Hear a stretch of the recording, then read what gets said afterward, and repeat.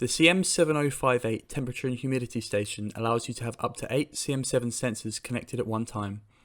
The channel ID can be set by adjusting the dip switches found on the back of each sensor before inserting the batteries. Once the sensor is powered up, use the sensor search mode function by pressing and holding the channel key for 5 seconds. The display console will then look for any sensors within range for a period of up to 10 minutes, illustrated by the searching icon. Once this is complete, any active sensors should be received by the console.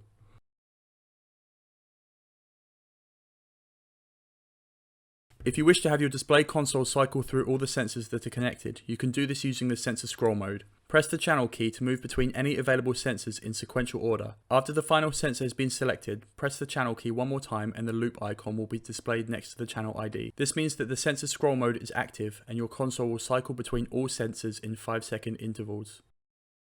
To turn this feature off, simply press the channel key again to navigate to the desired sensor instead.